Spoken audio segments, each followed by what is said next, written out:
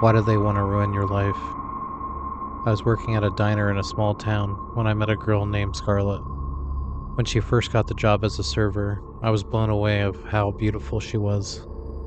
Why would anyone want to work in a dump like this? I guess the story was that Scarlett did not come from a great home.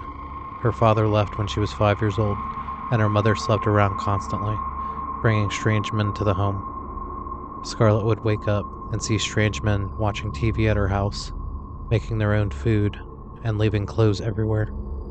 Sometimes it got scary, as some of the men would stare at her in a scary way.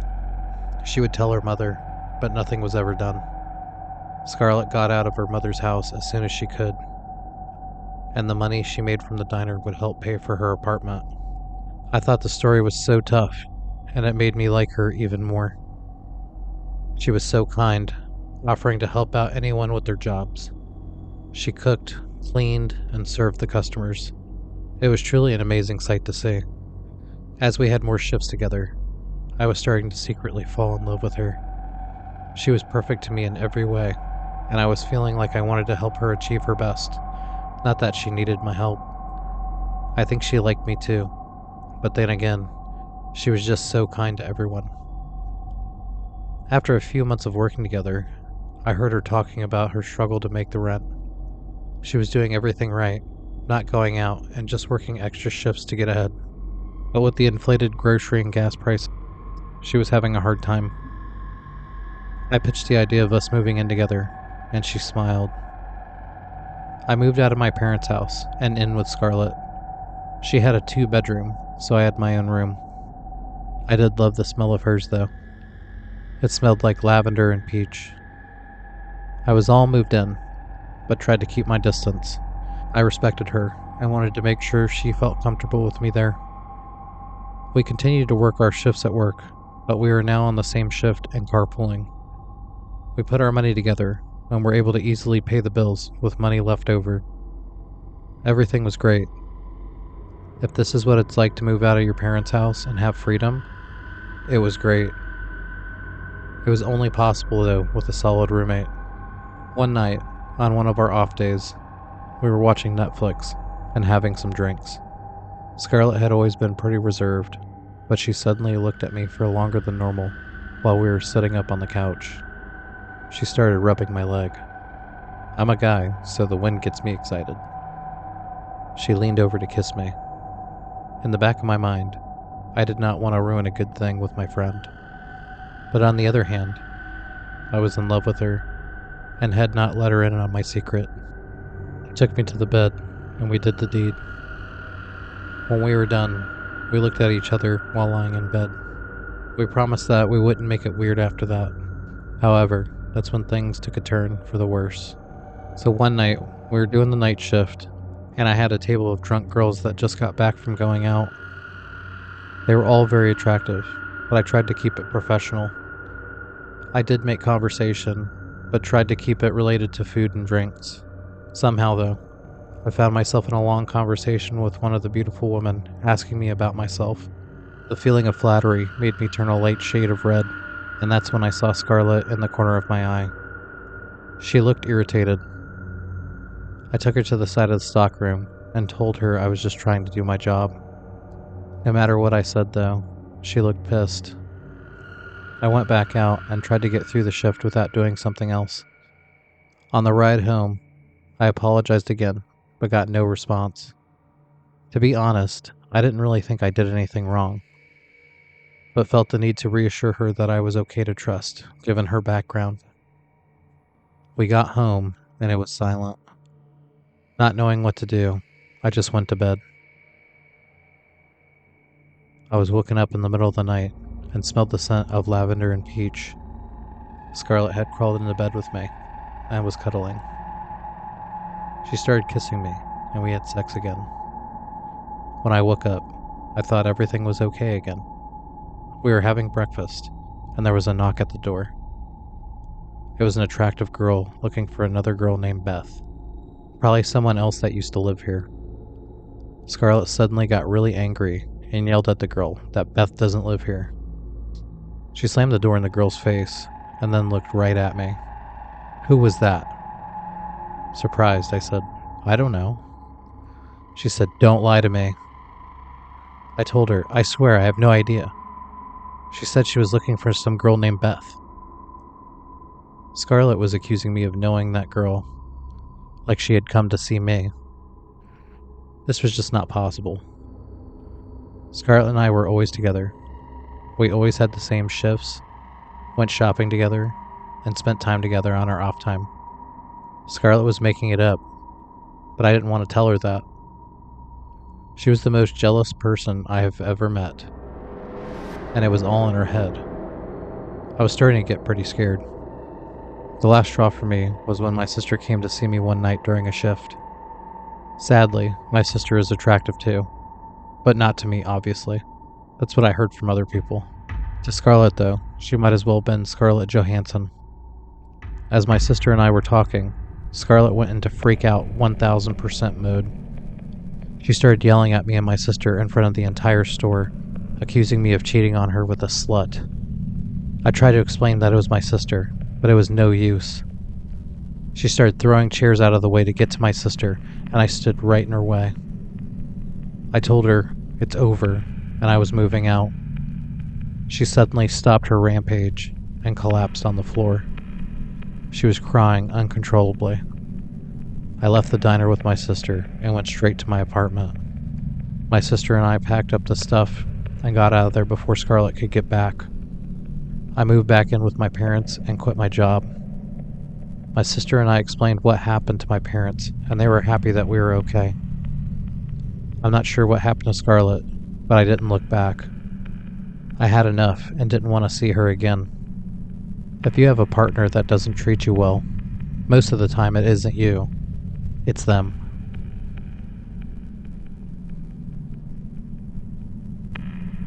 I don't like boss babes. I was working at a firm in the city with a coworker named Trish. Trish was such a beautiful and sweet woman. A true team player, always looking out for everyone. That is, until she got a promotion and became a completely different person. Trish had always been pretty modest and professional. She dressed very business conservative and was always focused on the job. She always took time to ask me about my weekend and make other small talk. Her hard work over the years had paid off, and she was promoted to a leading position in the company, and now was my direct supervisor. I was thrilled and thought she was a great choice and excited to work for her. We had worked together well for years. We helped each other accomplish the various tasks the boss would throw at us. It was never a problem because we had great professional chemistry together and were very efficient. She did get the promotion though, and not me, but that was okay. My time would come, and I didn't mind. She was a good person and the best choice for the company. As time went on though, her demeanor towards me changed. She was like a toxic male, but in female form. She would grab my muscles and tell me how strong I looked. I did like that because I made it a priority to stay in good shape, but it was different hearing it from her. She would caress my butt and tell me my slacks fit well. I kinda like that too, but it is weird. She was completely different for some reason, and was really into me for some reason. She suddenly started wearing her business suit top and her buttons unbuttoned, showing her cleavage. I'm not gonna lie, it was pretty nice to see. I had no idea that was under there this whole time. I was starting to feel a way about her, but I had to keep it professional. I always liked women that were in charge. I liked the fact that they knew what they wanted and had it all figured out, but I learned that I didn't like it when I was starting to get bossed around. I was late one day, and Trish called me into her office. She closed the door behind me and closed the blinds. She scolded me for being late, and I agreed not to do it again. She was touching herself in the breast area, and I did notice. It's kind of weird. I was just trying not to drool and kept staring forward. She apologized for the tough talk and told me she needed me to work late to make up for it. I agreed and went back to work. That day, everyone left at 4 as usual, but I stayed behind. I was in detention, and Trish was my teacher. Once everyone was gone, I asked her what she needed me to do, and she said, Me. She took her clothes off, and I was unsure what to do. She told me that my life would be good here if I satisfied her. So I did. It was my pleasure. After that, I would work late very often. We would wait for everyone to leave. She would disrobe, and so would I. I was having a good time. Sure, it was unethical as hell, but it was fun all the same. It was when another coworker named Samantha started taking interest in me that we had a problem. Sam was much younger than Trish, and it really pissed Trish off. She had much tighter body, and wore more provocative clothing, although still within company regulations. Samantha would stop by my desk daily and chat me up. It was fun, but would be shut down by the boss lady, Trish. At our daily office meetings, Trish tried to discourage fraternization, as in her words, it affected good order and discipline. Samantha slipped me her number one day, and Trish did not notice. As time went on, I worked late, less, and hung out with Samantha more. The problem with Trish is that I felt like she was looking down on me and wanted to have this power authority over me. Samantha wasn't like that at all. Newsflash to the women out there. Guys don't actually like bossy women. Maybe in short bursts, but not all the time. Sam and I were having dinner in the city one night. We had elected to have a table outside by the sidewalk, but that was a big mistake. Trish spotted us and stopped at our table.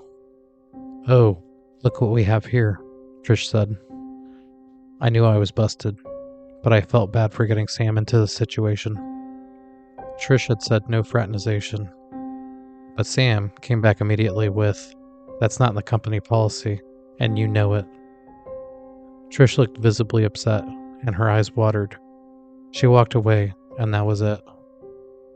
I looked at Sam, and she told me that Trish can't just make up rules. The power was just going to her head, and Sam wasn't going to put up with that. That's when I started to fall in love with Sam. I know what you're thinking. I'm such a terrible person. I didn't want to lose my job or cause friction, so I went along with Trish. But now that there was another option, I was losing interest in a boss that wanted to use me for her pleasure. I got home that night and got ready for bed. There was a knock at the door.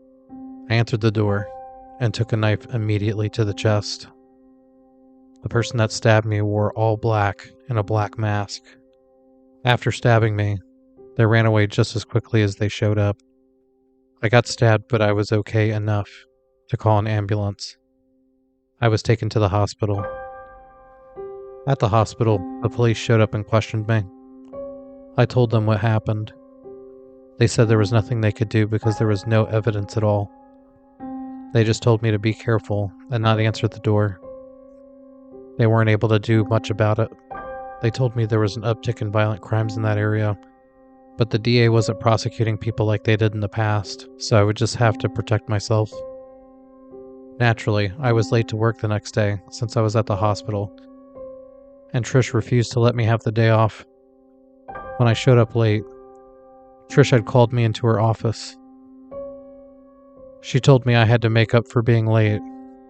I had to work late, and scolded me for not wanting to work late recently like I had in the past. I told her I didn't want to work late anymore with her, and she snapped. He started screaming at me. The whole office had heard it through the paper-thin walls. When Trish threw a chair through the glass, Sam called 911. The cops came and tried to calm Trish down. They were eventually able to get her calm, but they didn't know what was really going on. Management got involved and sent Trish home and questioned all of us. When they got to me, they asked me some very specific questions about working late. I got scared and confessed everything. They admitted that they already knew what was going on. After Trish had gone crazy, and were disgusted that 2 of their employees were doing this. In addition, they noticed something else. The night of my stabbing, they saw Trish masking up in an all-black outfit right before she paid me a visit. They also caught her returning to her office with a bloody knife. The police checked her office and found the knife with some blood on it. They tested the blood with mine, and there was a match. Trish was caught, and the police picked her up at her house. She confessed to everything. I know I wasn't innocent in this story, but I didn't try to kill anyone either. But after that, I steered clear of boss babes. They let the power go to their head, and they're just as bad as their male counterparts.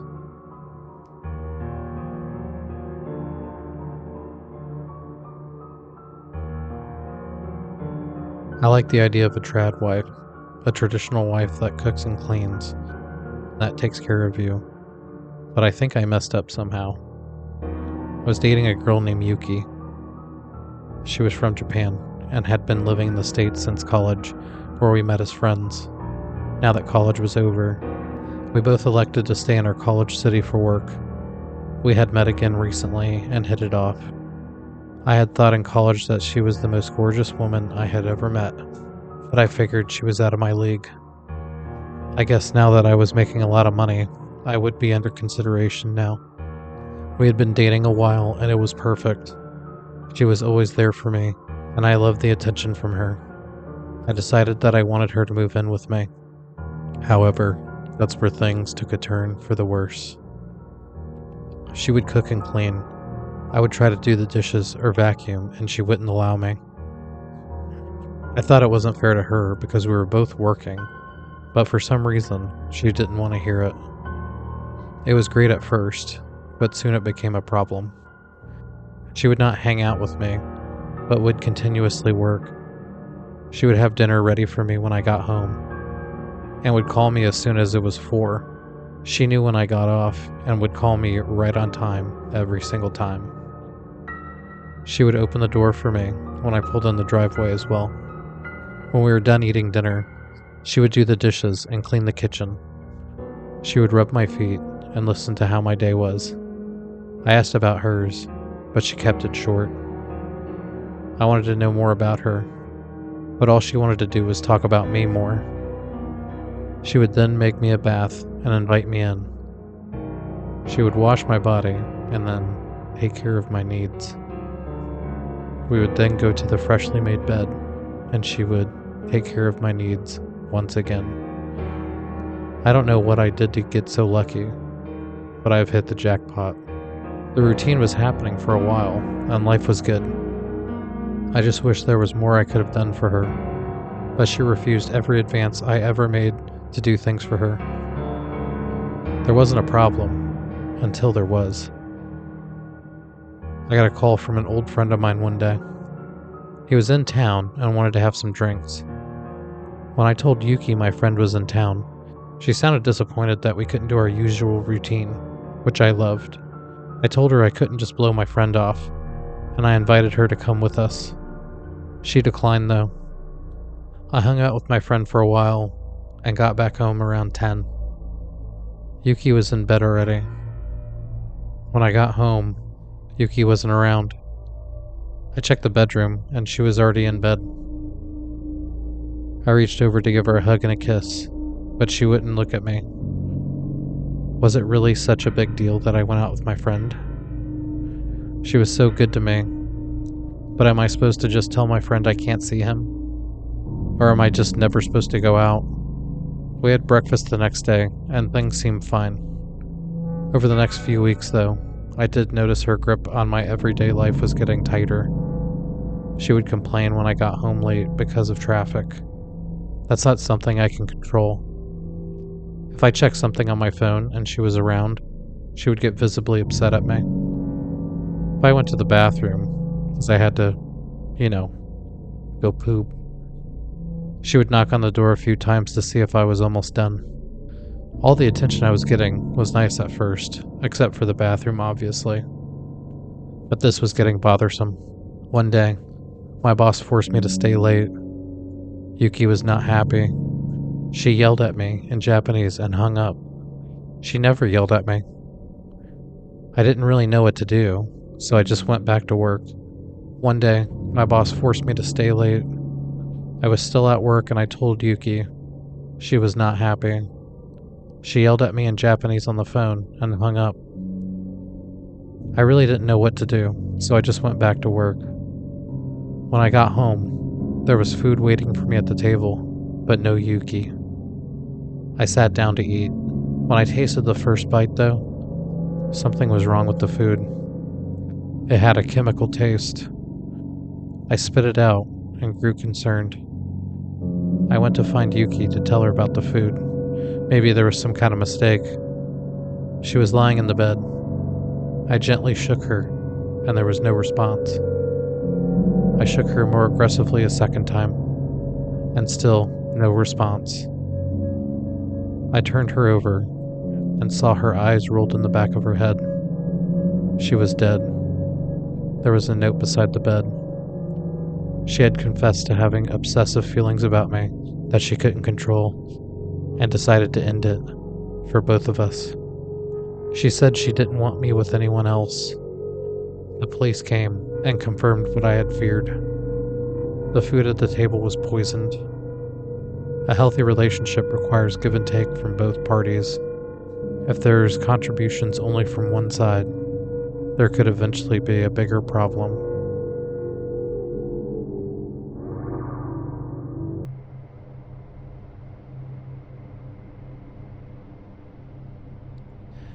I really hate the smell of pizza. That is all I smell when I get in my car now. Pepperoni, sausage, green peppers. The smell just stays in your car. I have been working overtime lately, so it was extra pizza smelly. It's just that everything costs too much and I can't afford it all. Plus my job needs gas to happen. And since gas is up as well, my life sucks. I am blowing money constantly on gas, so I really don't have the bandwidth to deal with stupid stuff. And wouldn't you know, that's when stupid stuff happens. It's like the universe knows that you're down and decides to give you a good kick in the balls. So, I have 3 orders in the back. The first house is nice and easy. It was a family order. They were watching some old Disney movie with singing. Whatever. But I got a $20 tip. That is going right into my pocket. No splitting for me. And my boss can shove it up his ass. What he doesn't know won't hurt him. The second house was a little sketchy, but in an interesting way. I'm pretty sure the guy that answered the door was a pimp or something, and I definitely heard some moaning in the background. The guy tipped me $50 and invited me in. If I didn't have another order, maybe I would have said yes. Don't judge me. I have my needs too. But I declined as I had another order to fulfill. $70 in 20 minutes was amazing, and hopefully my good boy choices would reward me even more. Unfortunately, that was not the case. I put the third address in, and it was about 15 miles out. Oh great, it was way out of the way. I stepped on the gas and tried to get this over with. I got to the address, and it was a row of apartments. There was a woman at the top of the stairs, dressed in some skimpy stuff. She was waving me in when she saw my sign. Now that my pizzas were gone, if she wanted some love, I had some time. There's no reason to rush back to the store and fold boxes. I went up the stairs, and the woman was standing in the doorway smiling, barely covered by her lingerie and wearing a jacket over it.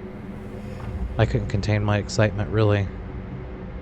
So I went in the apartment unit, and it was just a single room. Honestly, it was pretty gross, but she was pretty hot. "Here's your pizza," I said as I handed her the pizza. She said thank you and gave me $100. I was stoked, and I was actually ready to get out of there with my quick $170. Unfortunately, she had different plans. She stood in the doorway, blocking my exit. She asked me if I wanted to stay longer. Then she removed her top. Am I an idiot? And guess what I did? I'm an idiot, and I wasn't thinking with the right head. I said yes, and she closed the door. This was so great.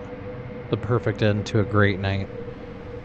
So we're all hot and heavy in the middle of something amazing, when suddenly the door busts open, and I catch a nightstick right to the face. So I woke up naked next to my car the next morning. My money was gone, and my secret stash in my car of $550 was gone as well. How could they even find my hidden compartment? I have no idea. They even stole my registration. What kind of a sick bastard takes the car registration? Now that it was daylight, I looked around and noticed how out of shape this neighborhood was. What a dump. Have you ever seen The Barbarian? It was kind of like that. You couldn't tell at night, but I think it was abandoned. That was the last time I ever delivered a pizza again.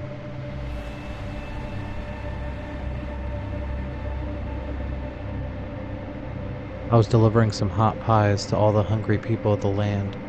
I've been doing it for a few months now, and I've had great success. I was making money, and the tips were mostly good, with a few stiffs here and there. The job is simple. You get the order from the store, bag up all your stuff, put in the address, and go. You get to listen to music, call friends, whatever you want in between. When you get to the location, you either get a tip or not. Most people want to give you a tip, especially now since there are tip requests at every business. So on one particular order, I was delivering to an apartment complex, and the address seemed to be in an area of town that we try to avoid. A lot of drivers had been jumped there, and the company refuses to deny service to the area to keep the drivers safe. I believe that all humans deserve dignity and respect to get their pizza delivered, regardless of their socio-economic status. It's just that now I'm the driver, and it could be trouble for me. Hopefully not, though. I try to stay positive, though, and get the order done. I show up to the apartment complex and can instantly hear loud music. There's rap music being played from a car with a big group of guys hanging around it. There's also some loud death metal music coming from a window of one of the apartment windows. There were people standing on the stairwells drinking and talking loud. It was like a real party. This isn't really where I wanted to be, but if I could just pass this all by and get the order done, that would be great. I didn't have any money on me, so I felt a little bit better. Most of these people were not even paying attention to me anyways. They were all lost in their own little worlds. As I was walking towards the unit I was delivering to, I heard a strange noise coming from inside. It sounded like someone was being murdered. I am now standing right in front of the door, holding the pizzas, and hearing a gurgling sound coming from inside. Shaking and scared to death, I slowly push the doorbell. A man opens up, his shirt covered in blood. I read his order to him, and he looks at me like nothing is going on and says, "Yep, that's me." He tips me $200 and closes the door. I stand there for a second, then go quickly to my car. I do not look at anyone. I just go straight to the car. I get in and head back. I get to the store and quit right on the spot. My life is worth more than this. I'm back in college now and never delivered a pizza again.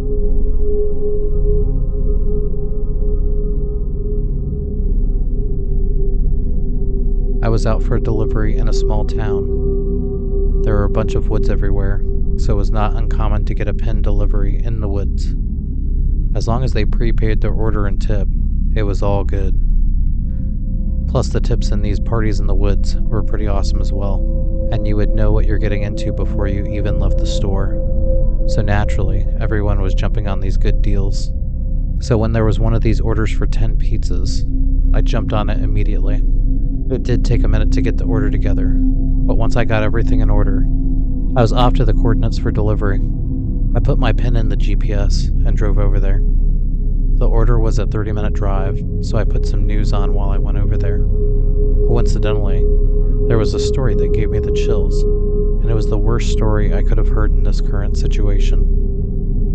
The news reported that there was a body found in the woods, tied up to a tree. The body was mutilated and burned. They had to use dental records to identify the person. I turned the news report off and played some music. What a funny coincidence that I heard that story when I'm headed to the woods right now, at night, in the dark, alone. So I should be fine, right? I get to the end of the road and the pin is still a mile away. Oh, great. So I park the car and try to zoom in on the GPS to see the roads. I don't see it on the normal map, so I go to satellite view. I see no roads going to the pin, but I do see a trail that goes directly to it. This is not the first time I've had to hike some pizzas for $150, but I do wish if this was the case they put it in the special instructions for the order. I look at the receipt, and actually they did tell me. I just didn't pay attention. So I open the trunk, and I get my pizza hiker contraption that I created and strap the pizzas on. At this point, I'm wearing 10 pizzas comfortably, and head down the trail with my flashlight. The trail was all but quiet except for the sound of frogs everywhere. Some time has passed, and I've made it about half a mile at this point, and I'm making great time. I have earbuds in and feel safe enough to listen to the Deeper Pockets podcast while I'm killing time. Since I was listening to a podcast and not paying attention, I did not see trouble coming. In the distance, I could see a bonfire lighting up the sky. I'm kind of a former Boy Scout, so I always come prepared. I take out my binoculars and take a look to make sure everything looks good. Well, I'm glad I did, because it was not good. I saw a bunch of rowdy people dancing around a bonfire. To my horror, there was someone tied up in a tree, centrally located at their party. That was far enough for me. This was a setup, and I wasn't going any further. I immediately took the AirPods out of my ears. I heard a few sets of footsteps crunching leaves behind me. Oh shit. I had a quick release clip on the pizza contraption in case I ran into a bear or something. I released the pizzas and ran directly to my left, as my exit was cut off by this group trying to catch me off guard. I heard them hollering at me and ran with all the speed I could muster. I got to a safe distance in the brush and hid for a minute. I could see the group of guys with flashlights looking for me, but I was well hidden. Once they got far enough away, I started heading towards my car. I got there safely and called the police. I gave them the pin coordinates and told them what I saw. Now I'm very proud of this and will tell this story at every bar I will ever go to till the day I die. But I saw a fleet of Blackhawks fly over my car and toward the coordinates. I didn't know what happened until I watched the news though. But the Blackhawks deployed a SWAT team via fast rope to take down this large group. They knew who they were and they had been looking for them for some time. They killed some and took some hostage. They rescued the woman that was tied up. I got a medal from the police department for calling in the situation. However, I did quit the pizza business. This incident has inspired me to join the Navy.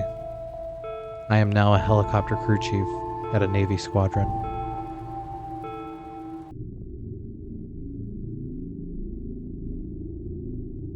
The room was dark, except for the flickering candles that were placed around the table. 5 teenagers were all gathered around a Ouija board in the dark room. They were all excited and a little scared. They had heard stories about how they could use it to connect to the dead, and they were determined to try it out for themselves. Being together as a group, they felt more confident that they could handle anything that came up. The idea of a Ouija board is a strange and mysterious thing. It was made up of a flat board with letters with numbers printed on it, along with a small planchette that was used to spell out messages. The idea is that the spirits of the dead would use the planchette to spell out messages to those using the board. There was a psychological factor that affects the movement of the planchette though. As humans expect a ghost to move it, but they end up inadvertently moving it as a group. It was just a silly game of fun, but there have been cases of people actually contacting something otherworldly. The teenagers understood the rules before they began. They knew they had to be respectful and serious, and they had to keep their hands on the planchette at all times. They also understood that they should not ask about the future, as it could be dangerous. I don't really understand that one, but that is what some group understood to be an unofficial rule of the Ouija board rules of the road. They all got into position, surrounding the board, sitting on a table, and placed their hands on the planchette. They began the process by asking if anybody was there. The planchette moved slowly at first, But then it began to pick up speed. The teenagers watched in amazement as it spelled out a name. Sarah. One of the teenagers was named Sarah as well. They all looked at her and laughed. "Oh no, Sarah. You're dead." She laughed in an awkward way, but was a little disturbed. The ghost happened to have her name. They asked Sarah if she was a ghost, and the planchette moved to the word yes. They asked her how she died, and the planchette spelled out the word drowning. The teenagers were all a little spooked, but they were also excited. They were talking to a real ghost. As they continued to ask questions, they learned more about Sarah. She had been a teenager, just like them. She had drowned in a nearby lake several years ago. She had been trying to save her little sister, who had fallen in the water, but got caught in a current and couldn't make it back to shore. The teenagers were all silent as they listened to Sarah's story. They felt a sense of sadness and reverence for her, and they promised to always remember her. They ended the session by saying goodbye and thanking Sarah for talking to them. But as they went to put the board away, something strange happened. The planchette began moving on its own, spelling out words that none of them had asked for. The words were jumbled and confusing, but they seemed to be telling a story of their own. The planchette spelled out, "I killed Sarah, and I'm going to kill you next." The teenagers were all terrified now. They had heard stories about Ouija boards attracting the wrong spirits, and they didn't want to experience that for themselves. This spirit must have been responsible for the death of Sarah and her sister. Suddenly, the candles flickered and went out. The room was plunged into darkness, and the teenagers could hear strange noises all around them. They huddled together in fear, not sure what was happening. But then, just suddenly, everything went quiet. The candles flickered back to life, and the planchette was still. The teenagers looked at each other, unsure of what to do next. Finally, one of them spoke up. "We should probably put this away," she said. "I don't think we should mess with it anymore." The others agreed, and they quickly put the Ouija board back in its box. They felt relieved to be done with it, but they also couldn't shake the feeling that something was now not right, and they have done something wrong. Over the next few days, strange things started happening to each of the teenagers. They heard footsteps in the hallway at night when they were trying to sleep, and they would see movement in their rooms in the form of shadows that did not belong to anything. They would see the shadow out of the corner of their eye, and when they turned to fully see it, it would blend in with other shadows. Things would fall constantly in their houses during the night as well. A few days later, they all got together for the first time since using the board and contacting the spirits. They all talked about experiencing the same thing during the nights. They all agreed that they should never mess with the Ouija board again, no matter how curious they are. They all looked around and figured out that they were missing someone. Sarah. Where was Sarah? Come to find out, no one had talked to Sarah since that night. They tried to call her, but there was no answer. They went to her house and noticed water coming out of the front door and windows. They struggled to open the door and finally got it open. Water rushed out quickly, as well as 3 bodies. Sarah, her mother, and her father were all dead. After the investigation was complete, the conclusion was that the water in the sink in the bathtub was turned on by someone, flooded the house, then was electrified when water reached the outlets. When each of the family members made contact with the water, they were dead instantly.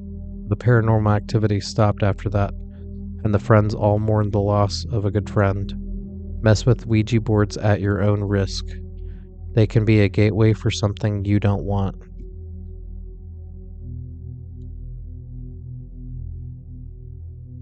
As soon as Lily and her friends stepped into a dimly lit room, they could feel the air become thick and heavy. In the center of the room, on top of a wooden table, sat a peculiar-looking board with letters, numbers, and symbols on it. Lily had never seen a Ouija board before, but she had heard enough about it to know it wasn't a toy. Her friends, on the other hand, seemed excited and eager to try it out. "What do you think, Lily?" asked Mia. "Do you want to play with us?" Lily hesitated. She didn't believe in ghosts or spirits, but something about the Ouija board made her feel uneasy. However, she didn't want to be the only one to back out, so she reluctantly agreed. The four of them sat around the table, with their fingers resting lightly on the planchette. They closed their eyes and concentrated, trying to clear their minds of distractions and concentrate on the task at hand. "Is anyone there?" asked Mia, her voice barely above a whisper. For a moment, there was only silence. Then, to Lily's horror, the planchette began to move while her hands were on it. "Hello," it spelled out, in answer to Mia's question. Lily's heart skipped a beat. Had one of her friends moved the planchette without her realizing it? She looked around the table, but everyone's eyes were closed, and their fingers were still on the wood. "Who are you?" asked Nick, Lily's boyfriend. Again, the planchette moved on its own accord, spelling out a name that none of them recognized. "What do you want?" Lily found herself asking, even though she knew it was a mistake. The planchette moved again, spelling out a message that sent shivers down Lily's spine. "I want to speak to Lily." Lily's friends looked at her in surprise. "Why you?" asked Mia. "I don't know," said Lily, feeling a sense of unease settle over her. Maybe it's just a coincidence. But as the minutes ticked by, Lily couldn't shake the feeling that something was wrong. The planchette continued to spell out messages, some of them innocuous, and others that made her blood run cold. "It knows things," Lily whispered to her friends. "Things that only I would know. Things about my family. Things that I've never told anybody." Her friends exchanged worried glances, but they could tell that Lily was starting to get spooked, and they didn't blame her. They were starting to feel uneasy themselves. "Maybe we should stop," suggested Mia. "This isn't fun anymore." But the planchette continued to move, spelling out more and more messages, until it finally came to rest on a single sentence that escalated the situation greatly. "William is dead, and you are next." The four friends jumped back from the table, as they had been burned. They could feel a cold wind blowing through the room, even though the windows were closed. "What was that?" asked Nick, his voice shaking. Lily didn't know how to answer. She had never believed in ghosts or spirits, but now she wasn't so sure. The Ouija board had tapped into something she couldn't explain, and it had left her feeling unsettled. She quickly called her husband, William, to make sure he was okay. Fortunately, he answered the phone and let her know he was fine. Lily left the party and drove home to see her husband. When she got there, she realized that something was wrong. The door was open, having been kicked in. It was a home invasion. The house was trashed. She ran to her bedroom to find William. She did find him, unfortunately. He was gone. He had been attacked, and he was lying cold. But how did this happen? She just talked to him. Suddenly, Lily heard someone coming quickly behind her.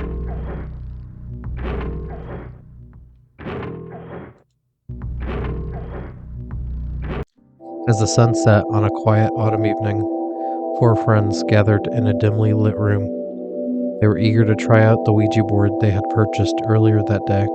The board was a dark wood and had the letters of the alphabet inscribed on it, along with the numbers and a few common words such as yes, no, and goodbye. When they bought the Ouija board, the friends were warned by the store clerk that Ouija boards are not to be taken lightly, and they should be careful with the spirits they might invite. The group laughed it off and started to set up the board at a small table. The youngest of the group, Julie, seemed a bit uneasy about playing with the board. She had heard stories about people being possessed by demons or encountering malevolent spirits.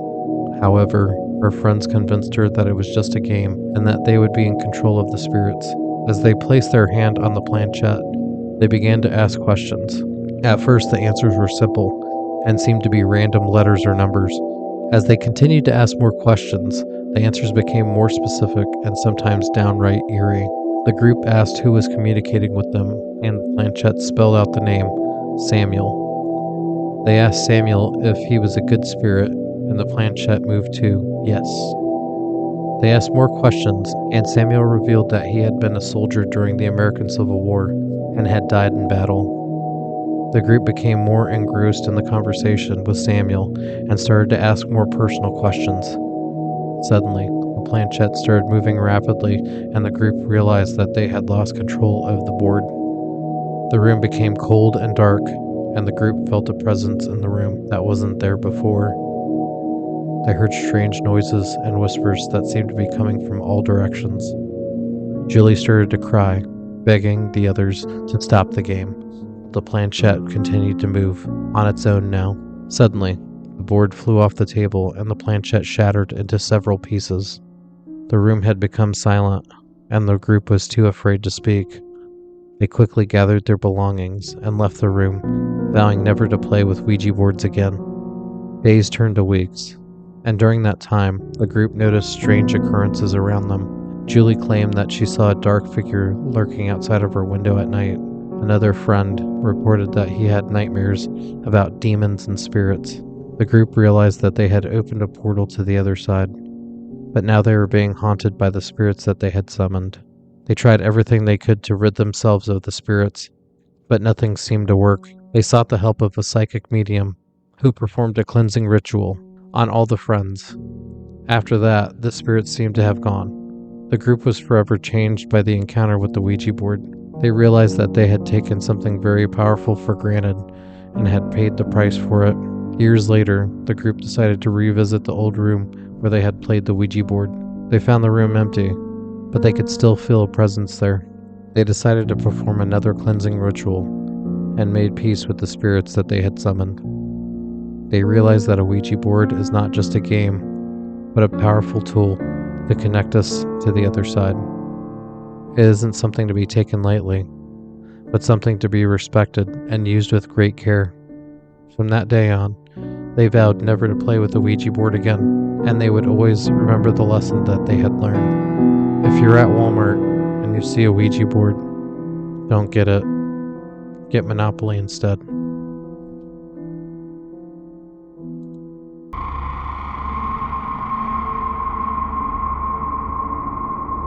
Deep in the vibrant streets of Phuket, Thailand, a bustling tourist destination known for its stunning beaches and vibrant nightlife, a chilling tale unfolded.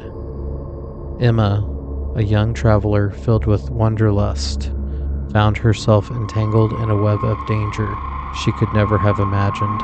One evening, as Emma strolled through the lively night market, she caught the attention of a charismatic local named Ko. He possessed a charming smile and silver tongue that seemed to wave a spell around her. Ko offered to show Emma the hidden gems of Phuket, promising an unforgettable adventure. Intrigued by the allure of the unknown, Emma agreed, unaware of the darkness lurking beneath Ko's charming facade. They set off on a journey that would forever change her life. Ko led Emma away from the familiar tourist spots, deep into a labyrinth of alleys and shadowy corners of Phuket. With each step, the atmosphere grew increasingly foreboding, as if every air whispered of imminent danger. As they wandered deeper into the night, Emma's instincts began to tingle, warning her of impending danger. She suddenly noticed a subtle shift in Ko's demeanor, his once charming smile replaced by a sinister grin. Panic began to bubble within her, but escape seemed impossible in the unfamiliar streets. Emma suddenly found herself surrounded by a group of menacing figures emerging from the darkness. Fear gripped her heart as she realized she had stumbled into a den of criminals, their intentions sinister and unclear. They grabbed Emma, their grip tight and unforgiving. She struggled and fought, her desperate cries lost in the chaos of the city's bustling nightlife. The captors dragged her through the dimly lit alleyways, their terrifying laughter echoing in her ears. Blindfolded and disoriented, Emma lost all sense of time and direction. They imprisoned her in a hidden location, a dank and windowless room that reeked of disrepair. The wall seemed to close in on her, suffocating any shred of hope she held on to. Days turned to weeks as Emma endured unimaginable torment, trapping her in a world of darkness and fear. Her spirit withered, but a tiny flame of determination flickered within her, refusing to be extinguished. One fateful night, her captors grew complacent. A stroke of luck illuminated her path to freedom. Emma managed to loosen her restraints, summoned every ounce of strength to escape the confines of the prison. Now that she was free, she crept through the old building, avoiding the watchful eyes of her captors. Every creaking floorboard and distant murmur amplified her terror, urging her to move faster.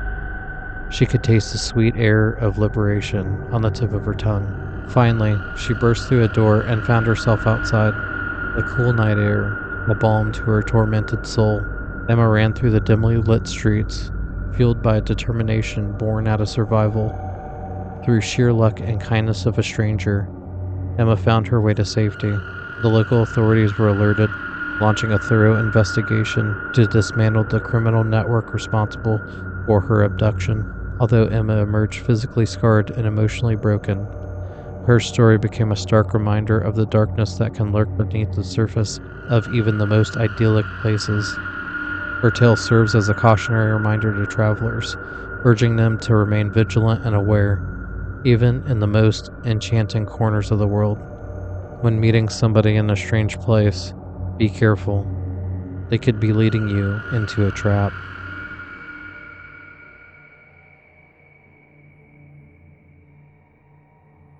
Emily arrived in Tokyo, captivated by the bustling streets, vibrant neon lights, and the promise of an unforgettable experience. She loved the city, but she had been there before and wanted to see something new. Eager to explore the lesser-known corners of Japan, she ventured into the countryside by train, where the veil between the physical world and the supernatural is said to be thin. Her path led her to a secluded village nestled among the mist-shrouded mountains. The village was interesting and mysterious, with traditional wooden houses and winding streets that seemed frozen in time. The locals were welcoming, but were whispering something among themselves while looking at her. She asked them, hoping to understand more. They simply said, "Yuri." They were all pointing at the darker section of the sky. Unsure what that was, she shook her head like she understood and moved on. Emily decided to delve deeper into the heart of the village. She discovered an abandoned shrine, covered in moss and surrounded by towering trees. Ignoring the warning signs, she stepped inside, feeling the weight of centuries-old prayers and unspoken secrets. As dusk settled, darkness engulfed the village, and a bone-chilling wind whispered through the trees. Shadows danced eerily along the cobblestone paths as Emily explored further, her footsteps echoing through the silence. Suddenly, she heard a distant wailing, echoing from the depths of the village. The sound sent a shiver down her spine, but curiosity compelled her to follow the mournful melody. Guided by an unseen force, she arrived at an ancient cemetery, its gravestones weathered by time. Among the graves, a figure materialized, a ghostly woman dressed in a traditional white burial garment. Her face was pale and gaunt, and her eyes glowed with an otherworldly light. Emily froze in terror as the ghostly apparition slowly approached, her ethereal voice carrying a sorrowful lament. The ghostly woman revealed herself as Yumi, a tragic figure who was wronged in life and left to wander as a vengeful spirit. Bound by her anguish and resentment, she sought justice for the injustices inflicted upon her. Unable to resist Yumi's compelling gaze, Emily was drawn into the nightmarish realm, a twisted parallel world where the line between the living and the dead is blurred. Yumi's wrathful spirit unleashed a torrent of supernatural horrors upon her, tormenting her with visions of her own fears and regrets. Haunted by relentless spirits and trapped in the labyrinth of terror, Emily fought to escape the clutches of this malevolent force. Every corner she turned revealed more nightmarish entities, each more ghastly than the last. With every ounce of strength, Emily called upon her wits and courage to break free from this haunting nightmare. She eventually was able to run away from the cemetery and found safety in the woods. Finally, as dawn broke, the ghostly realm began to crumble. Emily found herself gasping for breath in the woods. The spirits faded away, leaving her shaken and scarred, but alive. With her heart pounding, Emily stumbled back to the village, her mind reeling from the nightmarish encounter. As she left the cursed village behind, she carried the weight of her harrowing experience, a reminder that in the land of ancient traditions and folklore, the supernatural can become a horrifying reality. She got back to Tokyo and checked into the nicest hotel that she could find. She decided to stay in the city for the rest of her trip. She had enough fun and was ready to relax. If you go out into the unknown looking for a new experience, you just might find it. Don't be surprised if it's not what you had expected.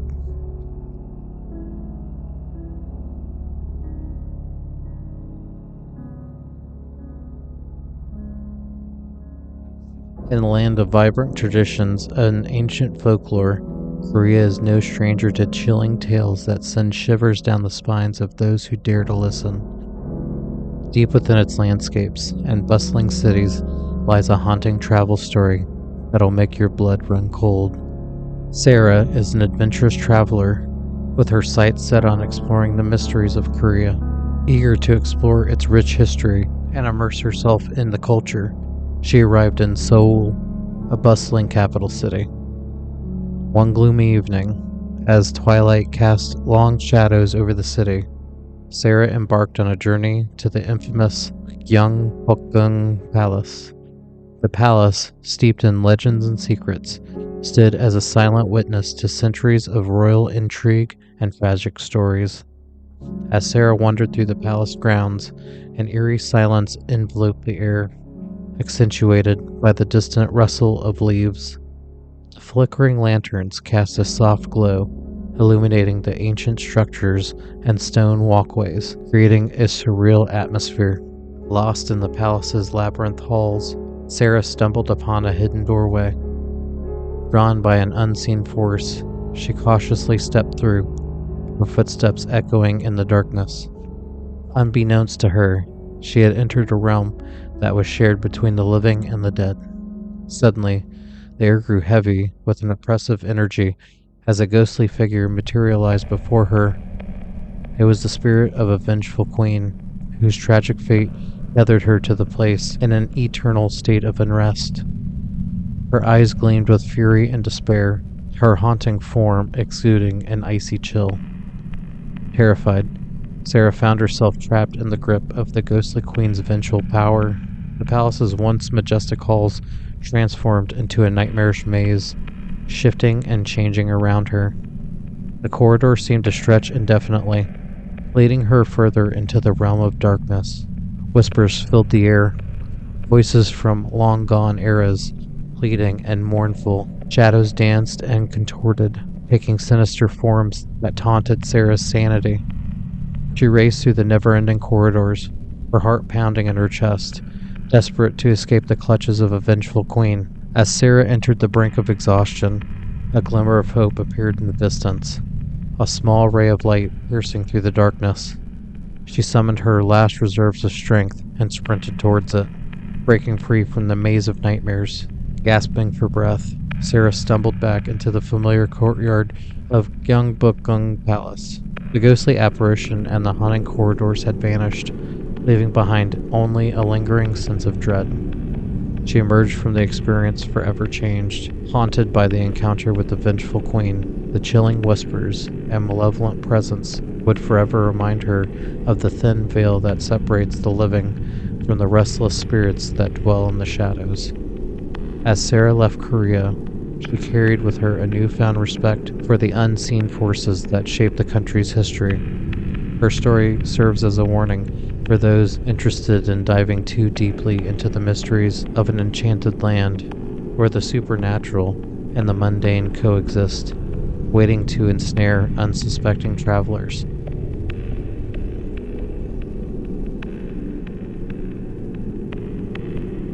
I was traveling through Thailand again and decided to take a boat to a remote island this time. The streets of Phuket were really fun and all, but I've been there and done that with ping pong shows and other lewd activities.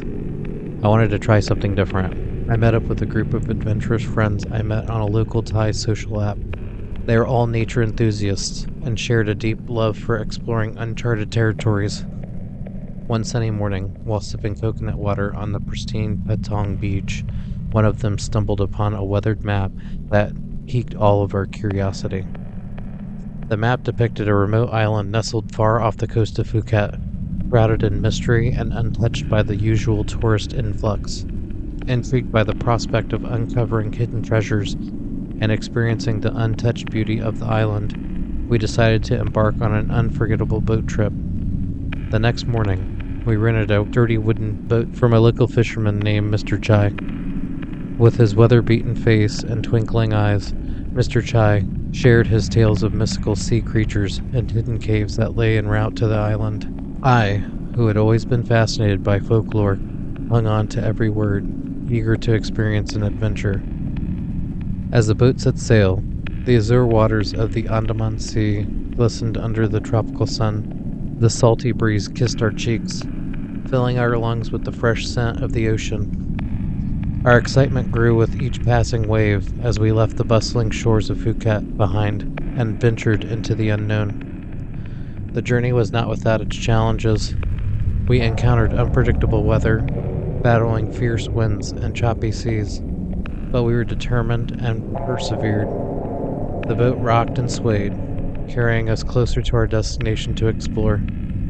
After hours of anticipation, the island's silhouette finally emerged on the horizon, a lush green jewel in the vast expanse of the sea.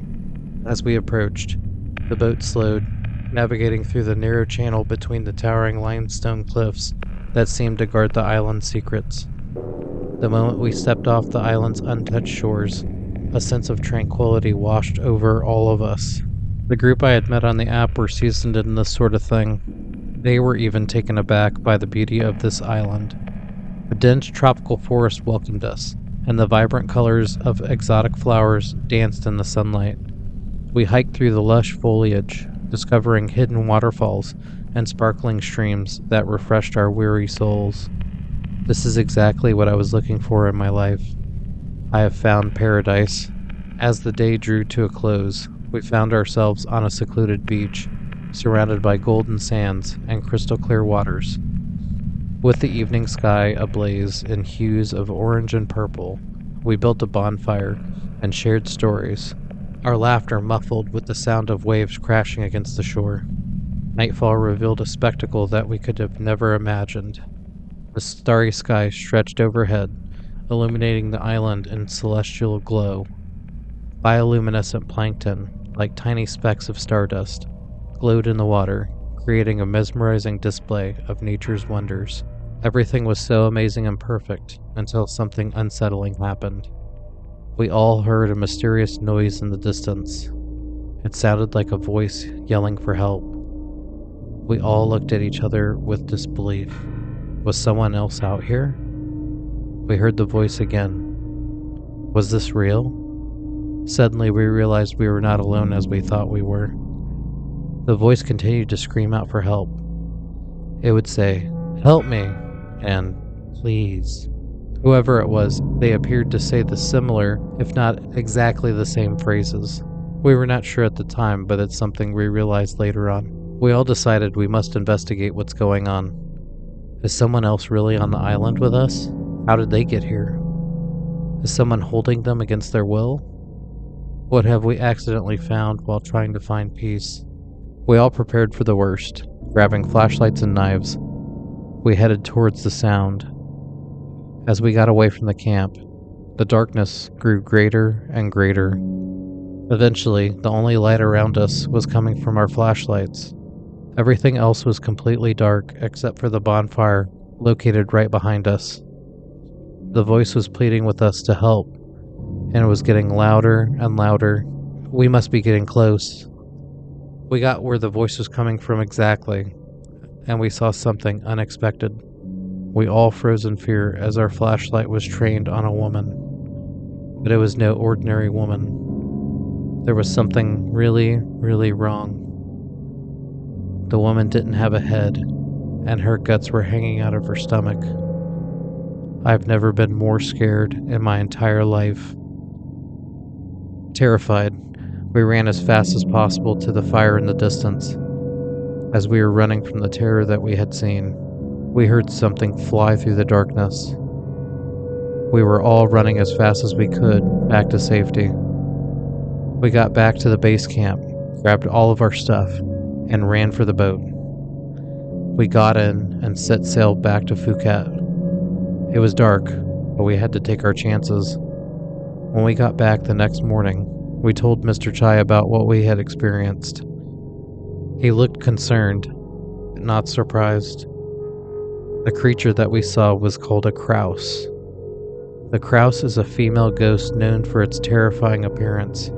It is said that the Kraus's head detaches from her body at night, with her entrails hanging down.